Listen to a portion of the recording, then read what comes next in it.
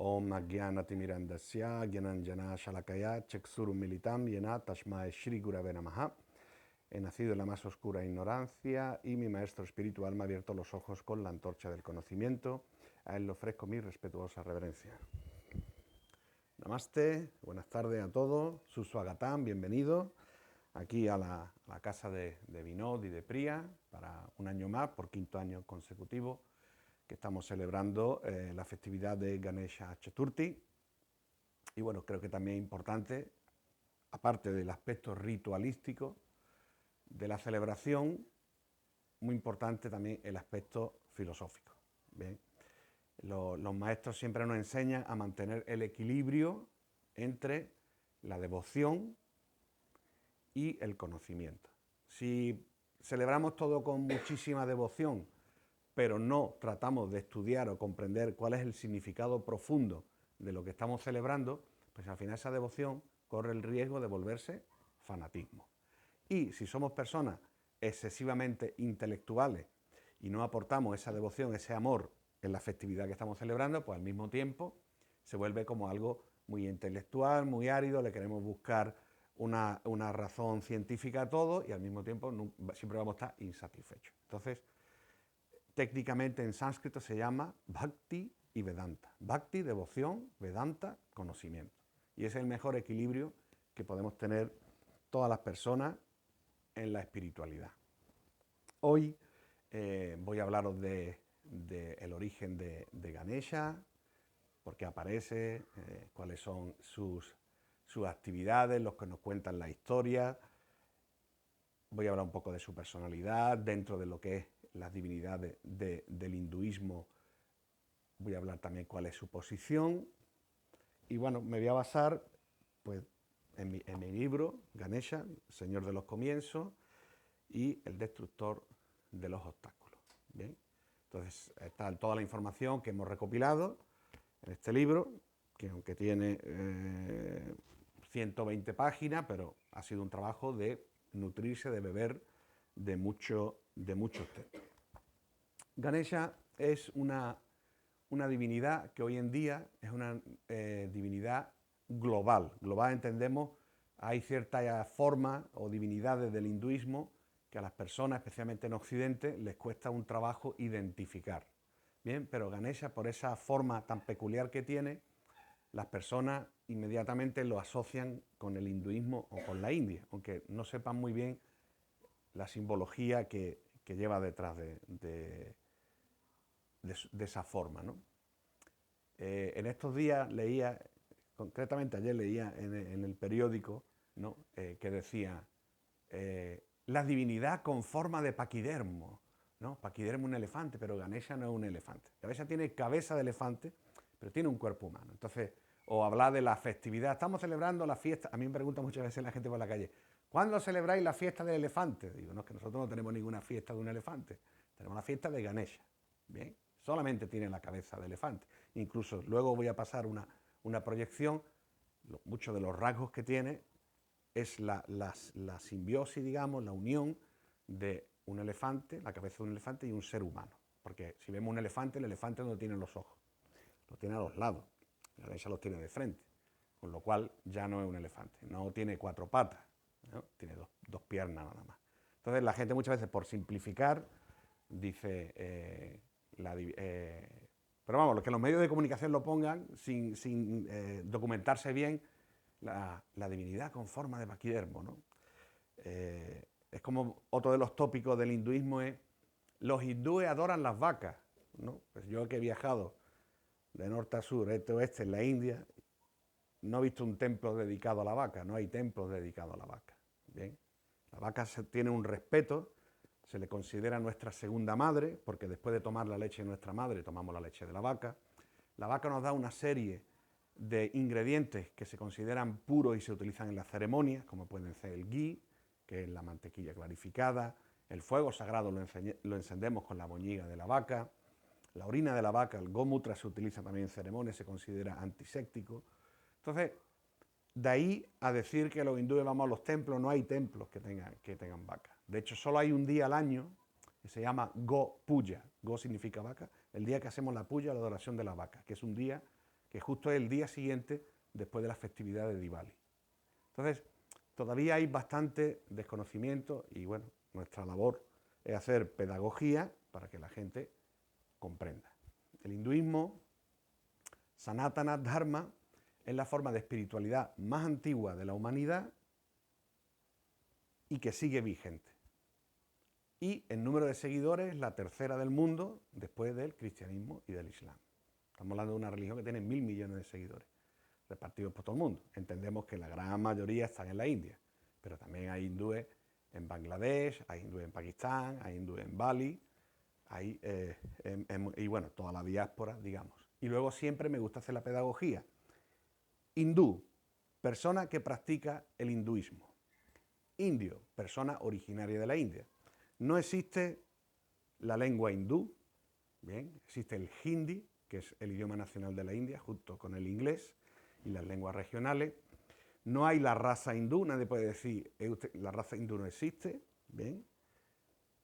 No existe la nacionalidad hindú, existe la nacionalidad india como habitante de la India. Entonces, hindú puede ser cualquier persona que quiera abrazar el hinduismo y practica el Sanatana Dharma, el hinduismo, persona de origen indio o asiático y que no necesariamente puede ser hindú. Bien, en la India hay 200 millones de musulmanes, hay 20 millones de cristianos, hay 20 millones de sikhs, entonces ser oscuro de piel no es automáticamente símbolo o signo de ser hindú. Hay hindú, tengo amigos hindúes que son rubios con ojos azules, ¿no? O sea, una cosa es la religión y una cosa es una identidad nacional. O a veces la gente dice, y todos estos son ejemplos prácticos, ¿no? Ropa hindú.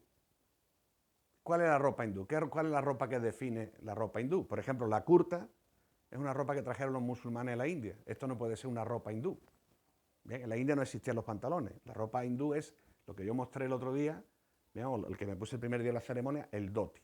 Bien, en la India, antes de la llegada de los musulmanes, no se conocía la ropa cosida, sino la ropa iba anudada. ¿Cuál sería la ropa hindú de una mujer? El sari. Pero la kurta, el salwar kameez, todos son ropas que trajeron los mughals a la India. Por eso tenemos que ser cuidadosos con el lenguaje. Lo más típico es, estuve comiendo en un restaurante hindú, por ejemplo, en Madrid, en Marbella, etc. El cocinero era de Bangladesh, musulmán, el dueño de Pakistán, y la comida que servían no tenía nada que ver con la comida hindú. La comida hindú, en sus orígenes, era la comida vegetariana. ¿Bien? Y los musulmanes, a lo largo del periodo tan largo que tuvieron de invasión de la India, pues trajeron el consumo de carne. Cuando hablan de tanduri, esto, tal, todos son cosas que venían de la zona de Irán. ¿Vale? Entonces, comida hindú, es la comida vegetariana, la comida que no tiene un carácter foráneo. Por ejemplo, en la India todavía hay templos muy antiguos que solo utilizan ingredientes autóctonos. Por ejemplo, no utilizan chile. La India, que come miles y miles y miles y millones de chiles, el chile no es originario de la India, ¿vale? Lo trajeron de América. Las patatas vinieron de América, los tomates vinieron de América. Entonces, hay templos que son tan ortodoxos que no utilizan ingredientes que no son originarios de la India. ¿Bien?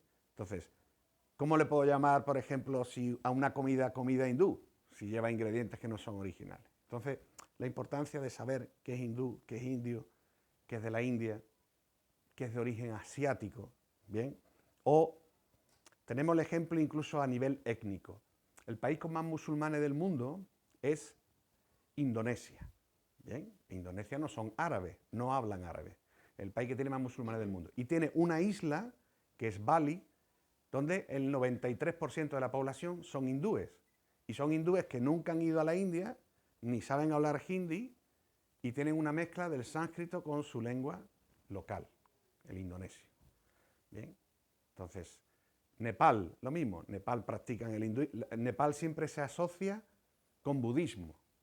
Sin embargo, Nepal fue hasta hace muy poco el único reino hindú que quedaba, hasta que se suprimió la monarquía. ¿Por qué hay muchos budistas en Nepal? Porque los refugiados tibetanos se los acogió tanto la India como Nepal, pero Nepal no es un país budista. ¿Bien? Entonces, esto es importante tenerlo en el concepto.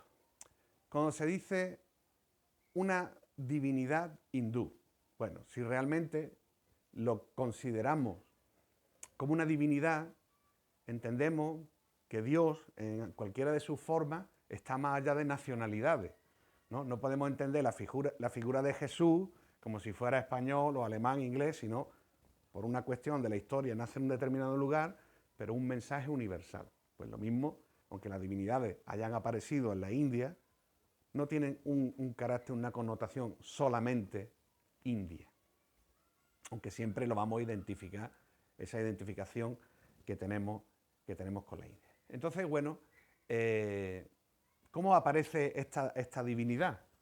Si tú lo puedes poner un momentito. La Ganesha, que es otra de las cosas, Ganesha en sánscrito, en sánscrito, sánscrito es la lengua originaria de la India, la lengua litúrgica, ¿bien? Que originalmente se llama Sanskritam, y en inglés Sanskrit, en español, sánscrito. Y la escritura se llama Devanagari, que es la lengua Deva de los dioses, o de las divinidades. A mí no me gusta utilizar la palabra dioses, como si hubiera muchos dioses, no. Hay un solo Dios que tiene la capacidad de manifestarse en innumerables formas. Nosotros lo llamamos técnicamente monoteísmo polifórmico. Quiere decir, monoteísmo, un solo Dios, polifórmico, que se puede manifestar de innumerables formas. Porque Dios es ilimitado, no lo puedo limitar a una sola forma. Si yo dijera, solo Ganesha es Dios, entonces le estoy quitando su poder de manifestarse como Krishna, o como Shiva, o como otras divinidades fuera del hinduismo. Entonces Dios es ilimitado y puede tomar todas las formas que Él quiera. Para eso es el Supremo. Entonces, vemos, ¿no?, como esta imagen de Ganesha. Entonces, en sánscrito termina en A, Ganesha. Y en hindi lo que hace es contraer las palabras y quita la A. Dicen Ganesh. Las dos son correctas. A mí me gusta utilizar la palabra sánscrita auténtica, Ganesha. Hindi, Ganesh. Krishna, Krishan. Shiva, Shiv. ¿No? En hindi siempre le quitan la A. Van como contrayendo la lengua. Entonces, en español, cuando pensamos, ¿no?, con nuestra mentalidad o la educación que hemos recibido, Ganesha nos suena lo primero ¿a qué? A femenino, ¿no? Ganesha, terminan A. Entonces hay gente que me dice, a mí me gusta la diosa Ganesha, ¿no? O me gusta la diosa Shiva. No, pues mire usted, no es una diosa, es un dios, es una divinidad masculina. Y es curioso porque tanto en sánscrito como en hindi y otras lenguas vernáculas de la India, la A es masculino y la I femenino. Si el nombre termina en A, es masculino. Si termina en I, femenino. Yo cuando fui a escribir a Govinda al juzgado, al registro, le decía, el niño se va a llamar Govinda. Y me decía, ¿cómo se llama la niña? No, que es un niño. Govinda. Ah, no, pero termina en A. Y después le voy a bajar los pañales para que vea que es un niño, para que no se lo creía. Bien, entonces, A masculino y femenino. Ganesha. Porque hay también una forma femenina que se llama Ganeshi, que es una forma también tántrica que no aparece en todos los Puranas, la forma femenina de Ganesha. La historia, contada 1000 veces y escuchada por todos, cada una con su aderezo, dice que donde hay 5 hindúes, hay 6 formas de pensamiento, ¿no?, diferentes. La primera vez lo escuché, por supuesto, de mi padre, que me contó su versión, como él lo habría aprendido. Entonces, bueno, yo en mi libro hablo de una de las versiones que todos los maestros coinciden, pero también hablo de 8 versiones diferentes, porque cada Purana da versiones diferentes más o menos con sus variaciones. La versión, digamos, original aparece en el Shiva Purana. ¿Bien? Shiva Purana. La palabra Purana en sánscrito significa antiguo. ¿Bien? Algo que es antiguo. Por ejemplo, el pueblo romaní, los gitanos, cuando vinieron desde ese viaje de salir de la India hasta llegar a España, trajeron con ellos un montón de palabras del sánscrito y del hindi. De hecho, hoy en día, el Diccionario de la Real Academia de la Lengua reconoce 800 palabras que trajeron los gitanos. Una palabra es pureta, ¿no? Pureta, ¿qué significa? Por lo menos en Ceuta, pureta es una señora ya mayor, antigua, y viene de la palabra purana. Los gitanos cuando van a hablar algo dicen, vamos a hablar con los puranos, a ver qué dicen, con los mayores. Entonces los puranas son historias antiguas que se han puesto por escrito para que las personas puedan comprender de una forma sencilla y asequible los trasfondos filosóficos. Si una persona le explica algo con mucha filosofía, a lo mejor no lo entiende, pero la gente común lo puede entender a través de una historia. Entonces los Puranas, que se hablan de 18 Puranas mayores, uno de ellos, el Shiva Purana, habla de la historia de Ganesha. Bien, la historia simple, no lo voy a relatar tal y como lo cuento en el libro, que aparte hablo de 8 versiones diferentes. Habla de que el señor Shiva, bien, Shiva, el esposo de Parvati, que lo tenemos aquí, bien, Shiva, se va a meditar a los Himalayas. Bien. Cada divinidad en el hinduismo tiene su dham. Dham significa su lugar sagrado. Entonces Shiva vive en Kailash, monte Kailash, que es hasta ahora el único monte que no ha sido escalado por el hombre. Bien. El hombre ha escalado el Everest, el Annapurna, que es el nombre de una diosa, de Parvati. Annapurna quiere decir que siempre tiene comida. La diosa Annapurna, que es la esposa de Shiva, pero Kailash nunca lo han escalado todavía. Entonces, bueno, a ver cómo lo... Si tú lo puedes mirar, te da ahí mejor. Yo te digo ahora cuál es... no, esto es el final, tendrías que darle para atrás. Sí. Y te digo cuál...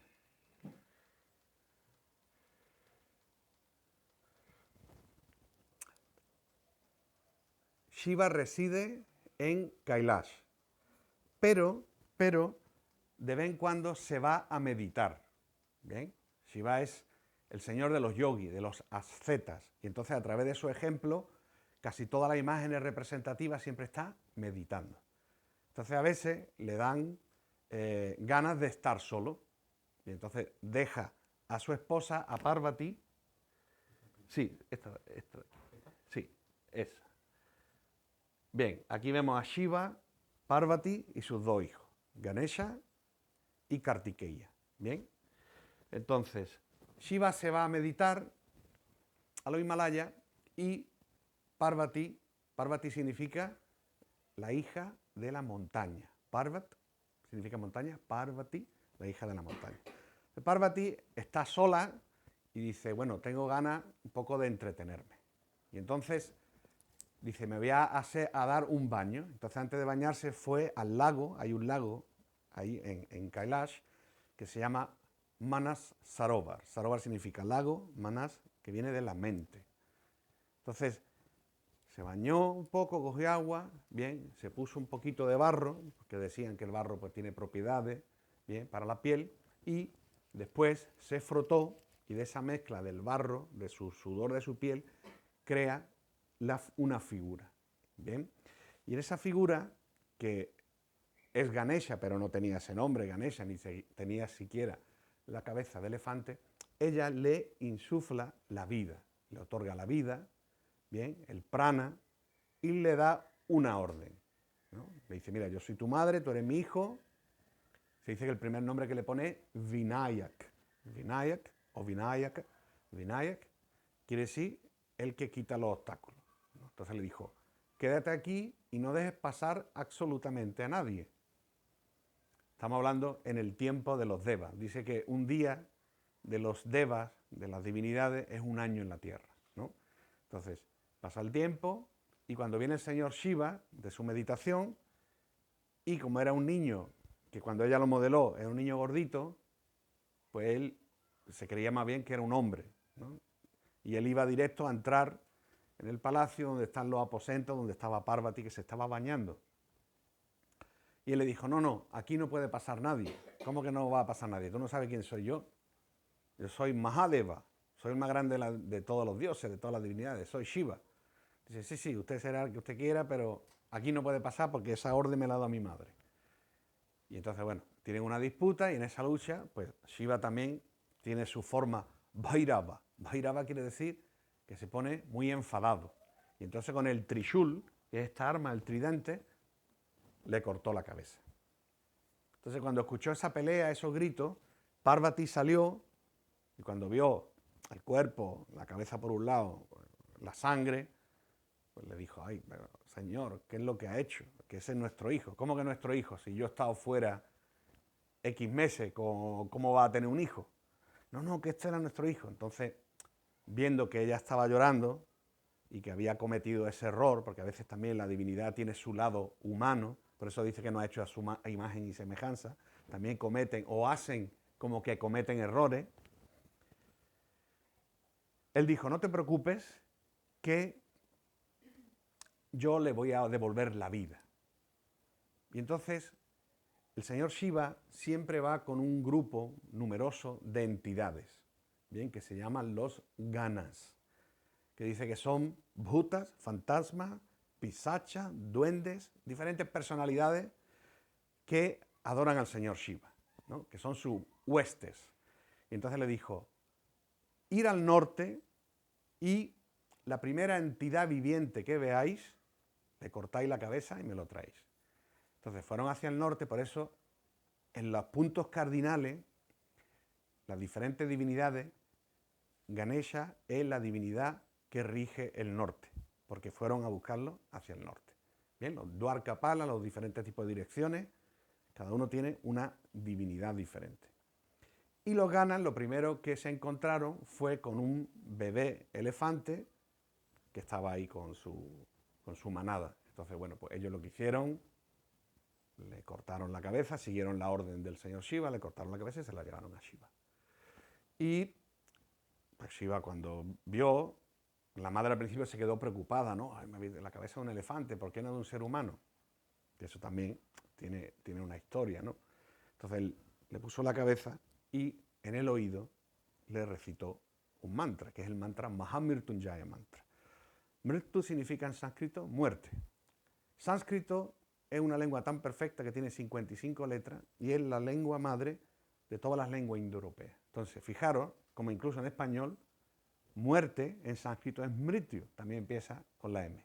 ¿Bien? Alma en sánscrito, atma. Entonces, Mahamrityunjaya quiere decir Mrityunjaya, aquel que ha vencido a la muerte. Entonces le recitó el mantra. Om Triambakam Yajamahe Sugandhim Pushtivardhanam Urvarukaiva Vandanam Mrityuhu Mukshiyamamritat. Y Ganesha cobró la vida. Bien, como ya lo conocemos, como la forma que lo conocemos, con una cabeza de elefante. Bien, pero el cuerpo es el cuerpo humano. Bien. Y los atributos que lleva, el atributo, el tilak, la marca que lleva, la marca de Shiva. ¿Bien? Entonces, bueno, como todo lo que ocurrió fueron testigos, todos los devas, todas las divinidades, cada uno vino a darle como una bendición. ¿Bien? Entonces, por ejemplo, el hacha que lleva Ganesha se la regaló para Parashuram, que es un avatar de Vishnu. Bien, otro le regaló el disco. Cada uno le fue dando armas, le fueron dando bendiciones. Y a la conclusión que quedaron, al ver ese niño tan bonito y con la cabeza de elefante, dijeron que cualquier ceremonia que vayáis a hacer, cualquier viaje, cualquier negocio, cualquier actividad religiosa o incluso no religiosa, comenzar primero adorando a Ganesha. Entonces, todas las ceremonias que hacemos, incluso yo que soy Vaishnava, que soy devoto de Vishnu, siempre comenzamos invocando la gracia de Ganesha. ¿Por qué? Los diferentes nombres que le dan los devas, le dan Ganesha, ¿bien? Gana, Isha. Isha quiere decir el controlador de los ganas, el señor de los ganas. Yo comenté al principio la hueste de Shiva, entonces él le dijo, a partir de ahora tú eres el general de mis huestes, Ganesha. O también le puso Ganapati. Pati significa esposo o señor. Tú eres ahora el señor de los ganas. Le puso Vigneshwar, que quiere decir el señor de los obstáculos, porque él mismo los crea, o Vinayak, el que los destruye, dependiendo. Como tú lo adores, te va a abrir los obstáculos, o si lo adoras mal, te va a crear los obstáculos. Es su juego. Y así tiene 1008 nombres, bien, que están registrados en un libro que se llama Atharva Shirsha, bien, que tiene Astotar Sahasranam, 1008 nombres del señor Ganesha. Bien, otro nombre muy conocido, Lambodharaya. Lambodharaya quiere decir el que tiene un estómago, una barriga prominente. Otro, Chandravalaya. Chandravalaya, que se enfrentó con la luna. Bien. Otro nombre de Ganesha, Parvatinanda. Parvatinanda, el hijo de Parvati. Sí, tiene muchísimos nombres. O incluso nombres que no eran originalmente de Ganesha y luego se lo han dado. Otro nombre de Ganesha muy conocido, Pitambar. Pitambar quiere decir, que es un nombre en realidad de Vishnu, quiere decir aquel que lleva ropas amarillas. Porque originalmente casi siempre vamos a ver, dependiendo de la interpretación del artista, pero casi siempre Ganesha va con la ropa de color amarillo. Pero se llama Pitambar, ¿bien? Del color amarillo. Y pues ahí empieza, digamos, Ganesha a ser adorado no solamente por los humanos, sino también incluso por los propios devas, porque satisface los deseos. Bien. También es decir que en el Sanatana Dharma, al principio, estamos hablando de una tradición espiritual registrada, que tenemos registro histórico de más de 5000 años, al principio Ganesha se le consideraba una divinidad menor. Bien, tú vas a muchos templos de la India, los templos antiguos, tienen a la entrada una imagen de Ganesha. Pero luego tú entras al templo y no está consagrado a Ganesha, está consagrado a Shiva, a Vishnu, a la diosa Durga. Pero siempre lo ponían como que todo el que pasara dejara su pena, sus problemas, y te abre el camino para tú llegar lo más puro posible. Con el paso del tiempo, Ganesha va cogiendo un mayor auge dentro del hinduismo del Sanatana Dharma. Por ejemplo, toda la festividad que hoy que tenemos aquí, que se conoce en Occidente y en la India, tiene su origen especialmente en el siglo XVIII, o sea, en la historia muy reciente. Bien, cuando los marathas, que eran los reyes de la zona de Maharashtra, que fueron los únicos que le hicieron frente a la invasión de los musulmanes, de los mogols, toman como divinidad, como su patrón, toman a Ganesha. Entonces ahí empieza a surgir, y en los templos de Maharashtra, donde más devoción hay a Ganesha. Bien, porque la realeza lo tomó como su divinidad. Entonces empezaron a patrocinar templos, a patrocinar su culto, a que se crearan escrituras específicas de Ganesha. E incluso los 8 santuarios principales, Ashtavinaya, las 8 formas principales de Ganesha están en Maharashtra. ¿Bien? Cuando una persona quiere hacer una peregrinación, y en otros lugares de la India, por supuesto que también hay una celebración, pero no tiene, digamos, el protagonismo que sí tiene en la zona de Maharashtra. Y dentro de Maharashtra, especialmente en la capital, antiguo Bombay, hoy en día Mumbai, que tiene la tradición de hacer el Visarjam, la inmersión de la imagen en el mar. Bien, otras ciudades que no tienen salida al mar, lo hacen en un río, bien, o incluso otras ciudades que no tienen ni siquiera que por ahí pasa un río, pues lo hacían, enterraban la imagen para que se descompusiera en la tierra, o lo hacían, en último caso, en la India, en los lugares que no pasan río, hay lo que se llama kunda. Kunda significa estanque. Entonces creaban estanques artificiales, bien, donde sumergían la imagen. Pero siempre, prioridad número 1, el mar, número 2, un río, número 3, si no tengo ya más salida, lo pongo en un estanque. Y cuarto, si no tengo ninguna de estas cosas, lo enterraría.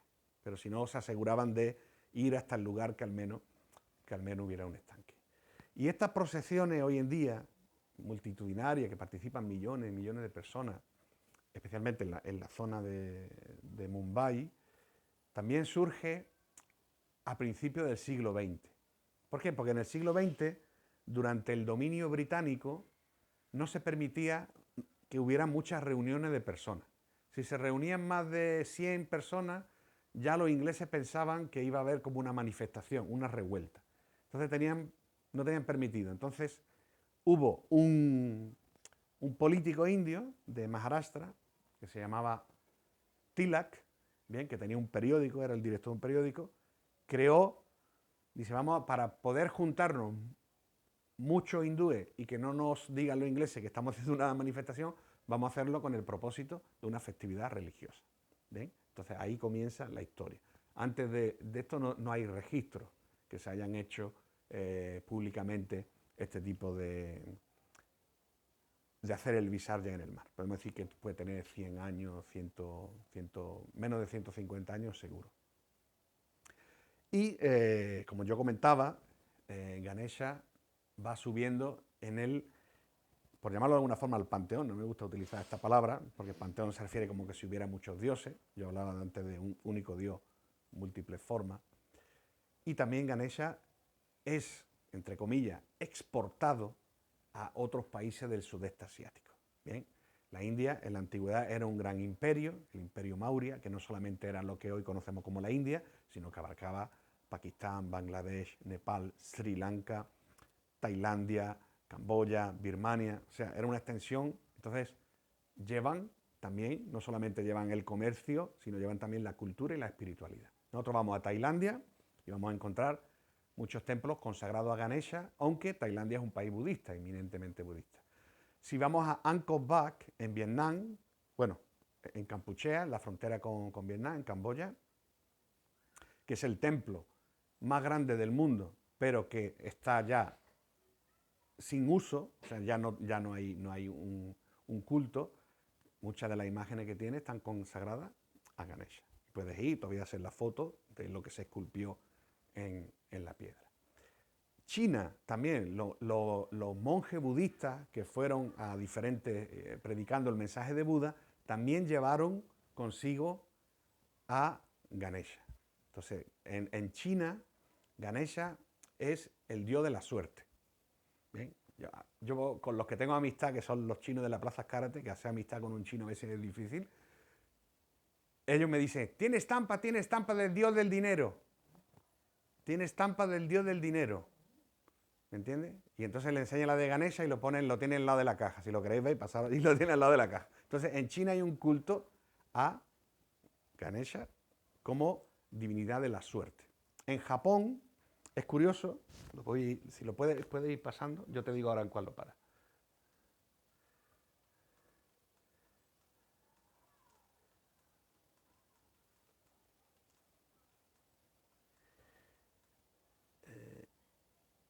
Sí, mira, puedes poner esta. Esto, por ejemplo, en China. ¿Bien? La imagen que le dan en China, ¿bien? Que es una divinidad relacionada con el dinero, la suerte, el juego. ¿Bien? Pasa así.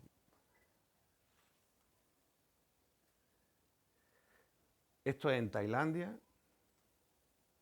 Se nota, ¿no? Esto es curioso porque este es el billete principal de Indonesia, que como comentaba yo, Indonesia es el país que tiene más musulmanes del mundo. Sin embargo, en su billete sacan una imagen de Ganesha. Bien, cuando el Islam es iconoclasta, no cree ningún tipo de imágenes, ¿no? Y la compañía aérea de Indonesia se llama Garuda Airlines, que Garuda es el carruaje, la cabalgadura de Vishnu, ¿no? Entonces una vez le preguntaron al ministro de Cultura de Indonesia, musulmán, que por qué en un país musulmán pone ustedes en su billete, ponen la imagen de Ganesha. Y él dijo, nosotros hemos cambiado de religión, porque originalmente era hindú y luego se convirtieron al Islam, pero no hemos olvidado nuestra cultura. Entonces, a pesar de ser un país islámico, un país con una mentalidad bastante abierta, donde no ha renunciado a los símbolos de su antigüedad, ¿no?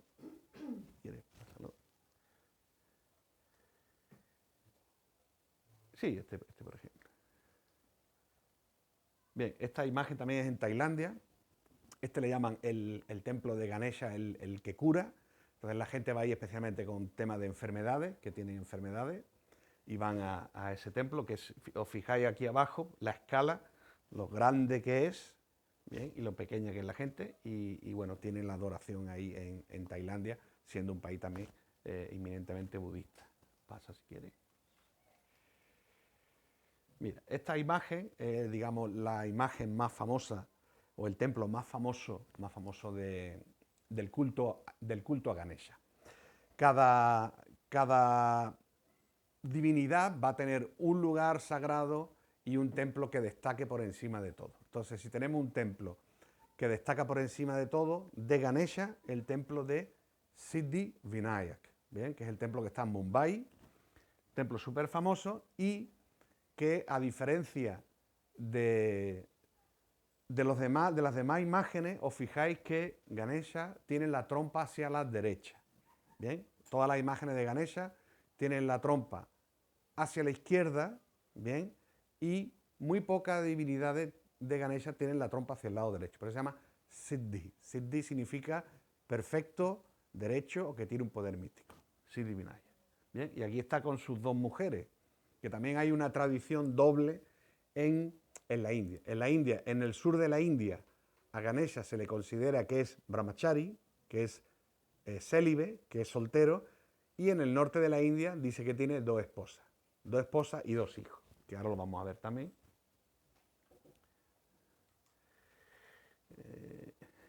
Creo que sería hacia atrás, que hacia el principio.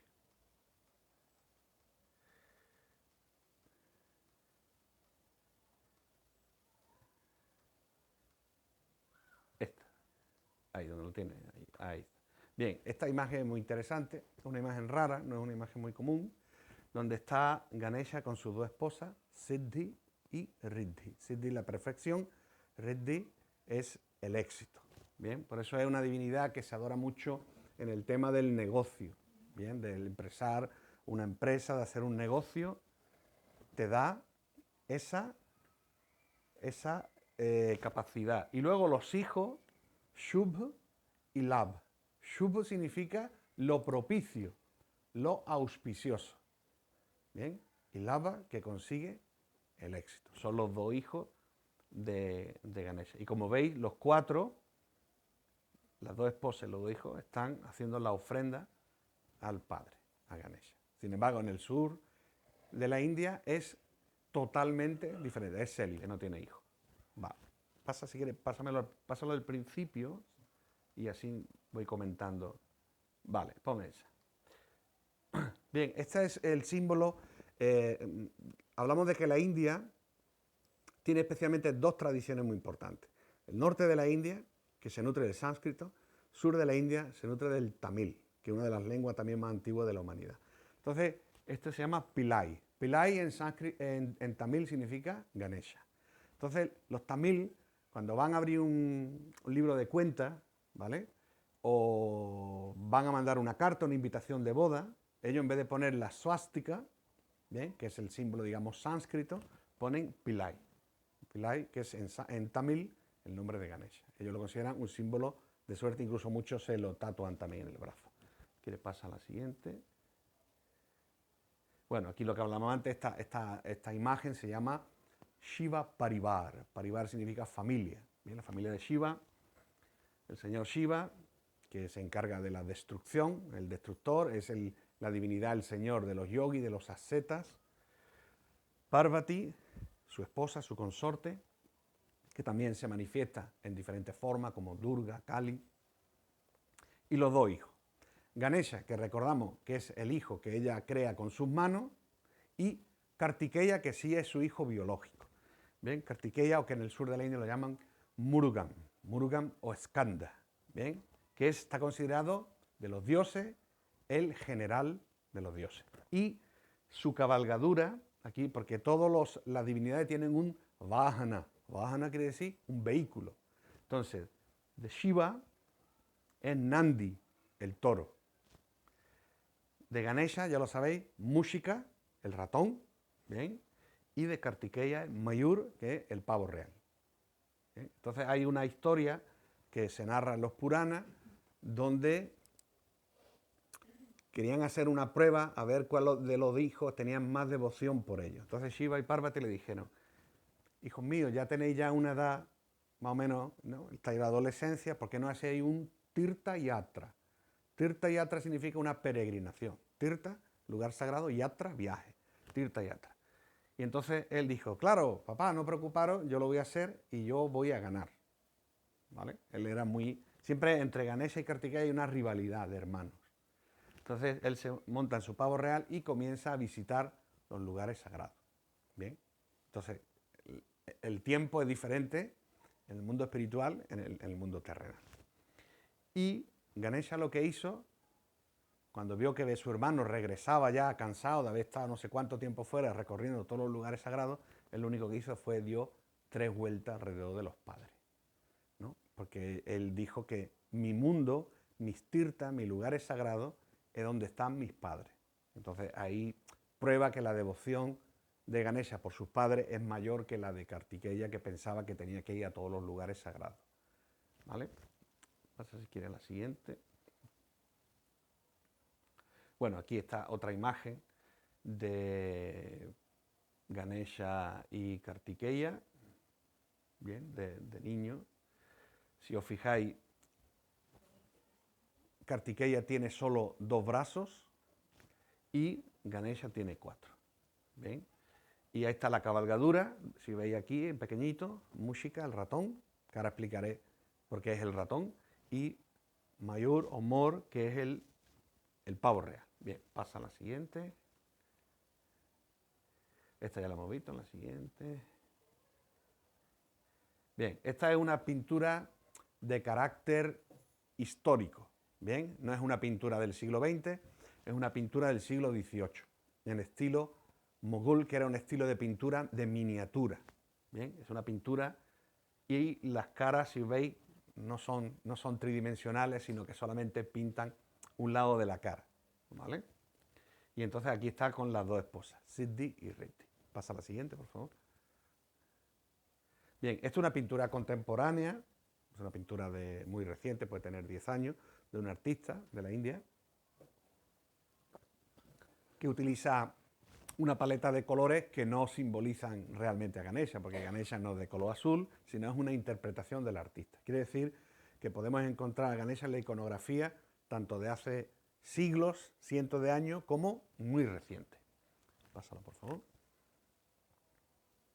Esto es un tanka tibetano, bien, son las pinturas que realizan los tibetanos, y como ellos tienen a Ganesha como una divinidad que tienen que propiciar, es como una divinidad maligna. Para los budistas tibetanos, Ganesha no es una divinidad positiva, sino es como negativo, pero le tienen que hacer ofrendas para que les consiga sus deseos, ¿bien? Que tienen que propiciar. Paso a la siguiente.